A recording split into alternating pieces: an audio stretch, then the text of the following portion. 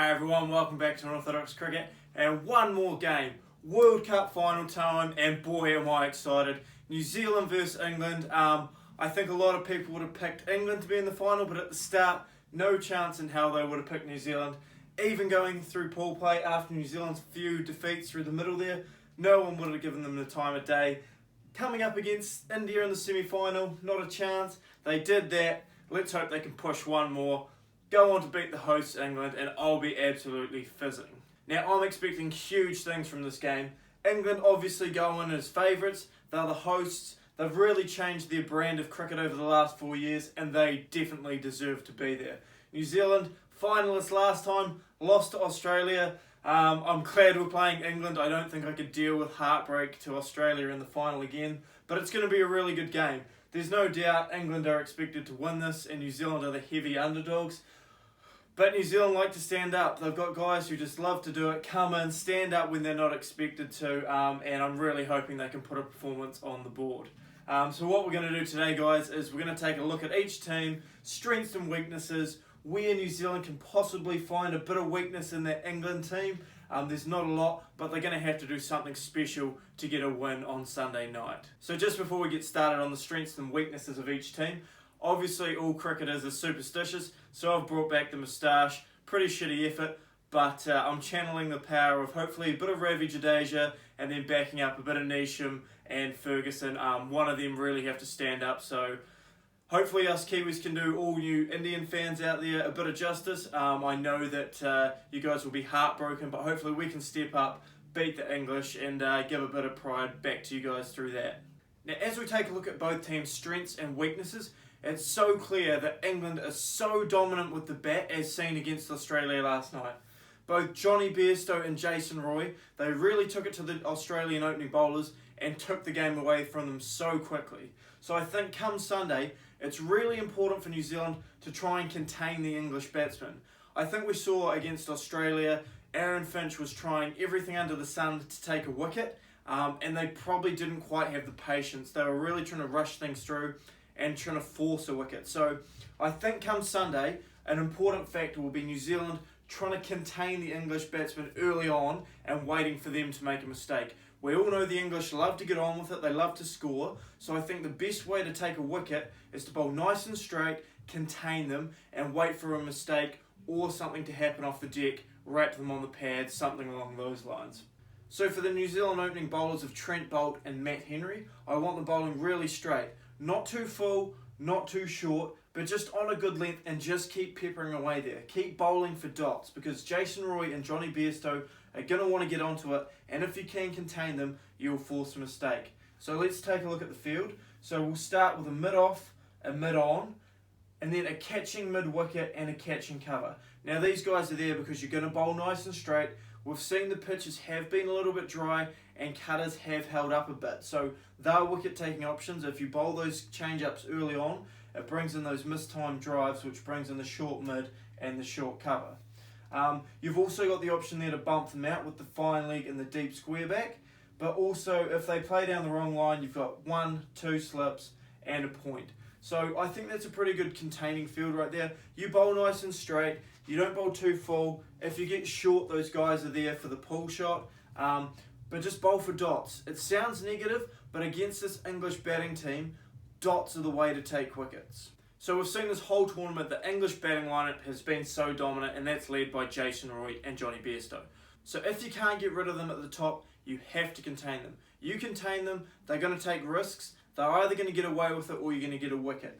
But through containment, that puts up the run rate pressure on them, and not only that, if they get out, the guys down through the middle order, they also like to get on with it, so it puts run rate pressure on them early. So I really think the key to New Zealand's success is tying them down, creating run rate pressure, and not searching. The Aussies went searching too much, and it was too easy. The English could free their arms, play their shots, and the game was over in a flash. New Zealand have to be really patient, and if a guy is bowling well, keep him bowling. Don't be afraid to use his 10 up top if that's what it's going to take. But pressure, pressure, pressure. Let it keep building.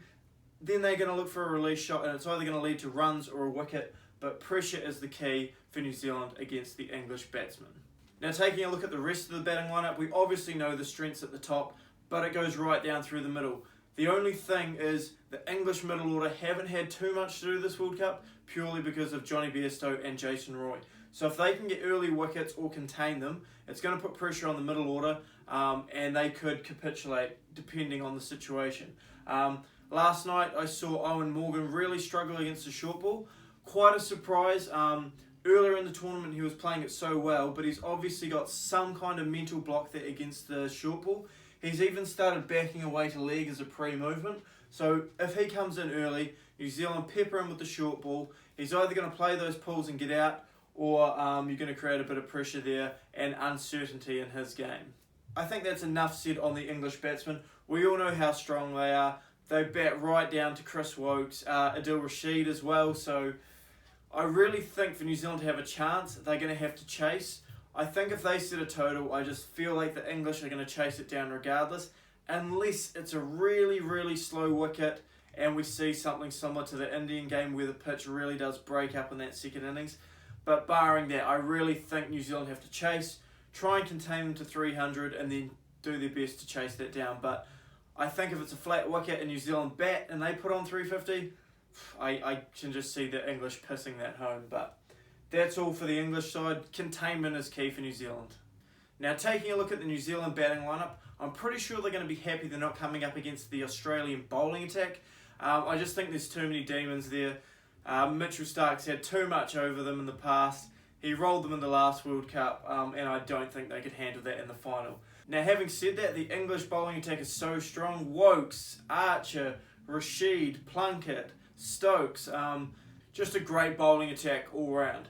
Now, we've sort of seen in New Zealand's whole World Cup, they've been very timid at the top, really trying to play themselves in, sitting back, nicking off, and it just hasn't worked. It hasn't worked for Guptill or Nicholls or Colin Munro. Now, I can't see New Zealand making a change at the top. However, I really think Guptill and Nicholls have to throw all caution out the wind. Any runs they can get is such a bonus for New Zealand, but I think if they continue to do what they've done this whole tournament and sit back and try and get themselves in, they're going to nick off. We've seen that Archer and Woakes, they're so good at the top. They move the ball. They want you to sit back and defend because they know that they're going to get a bit of movement and they're going to nick you off. Now, these guys are so out of form. Sometimes the best thing to do when you're out of form is to come out, free your arms and play some strokes. Be aggressive. Be really aggressive. Try and take it away from the English bowlers. Put them on the back foot and try and get New Zealand off to a good start and leave a bit of pressure off Williamson and Taylor. Get that run rate going. Give these guys time to settle in and get their innings started. It's so important that one of these openers can put some runs on the board. They haven't done it all tournament, and the final is the time. I really hope that run out from Martin Guptill in the semi-final to get rid of MS Dhoni is the spark he needs, and I really think it could be, and I think it could be Guptill's day. I'm really hoping so, but he has to come out and play his natural game. Hit those strokes down the ground, and just be aggressive, Guppy. Go hard. Don't worry if you get out. You've been getting out all tournament without any runs, but just show some intent, and that's going to be New Zealand's way forward. Now, suppose Guptill and Nicholls are out early, which is high probability, but I'm hoping they be aggressive. Please be aggressive.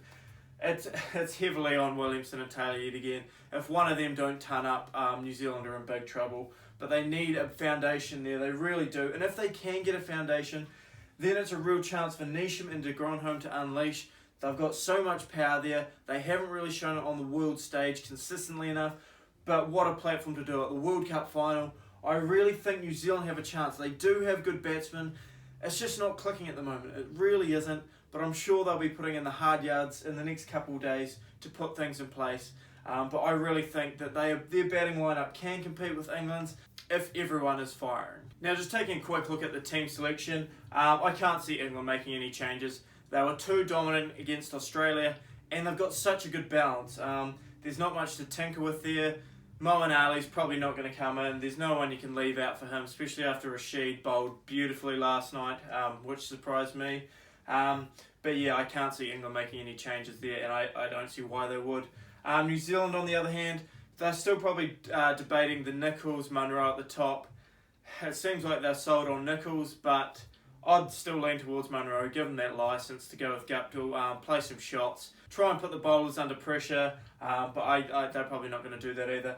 And the only other possibility would be Ishodi. We have seen the pitches have been dry and turning a bit, so whether or not they want to go for that second spinner option. However, you can't leave out Bolt, Ferguson or Matt Henry, so therefore you'd have to leave out de Gronholm or Neesham to play that second spinner. New Zealand's batting's already weak enough, so I can't see them leaning that way. I think they'll probably go with an unchanged 11, the same team that beat India the other day. Now, there's probably not much to talk about with the bowling. Very same for each team. New Zealand probably just need to come up with those containment plans, but England very much the same. Do exactly what you're doing, nothing to change. They'll really be hoping the Kiwi batsmen sit on that back foot and defend. That's why I think that aggressive approach may be a way to upset the English team and get Owen Morgan thinking a little bit. But that's all for today, guys. It's going to be a huge game. I'm so excited. I'm so hopeful that the Black Caps can do something special. It is going to be a mammoth task, but everything within me is egging it on. I really hope they can do it. I really do. I hope you guys get on board and back the Black Caps. Any of you Indian fans, hopefully we can do you a bit of justice and beat the English. I am going to be heartbroken if we lose, but at the same time, England really deserve it. However, I'm really hoping the New Zealand team can show some fight and cause one hell of an upset. But it's going to be such an exciting game.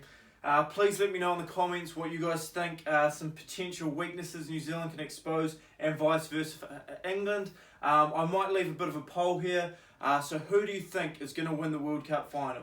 New Zealand or England? Leave your vote there. Get on board with the Black Caps. Come on. If you guys haven't subscribed to my channel already, I'd really appreciate that. And if you've enjoyed today's video, leave a wee like and a comment, please. If you guys are first timers here, leave a comment. Let me know. I'm fizzing. Come on, the Black Caps. Come on, bring it home. I'll see you guys again tomorrow.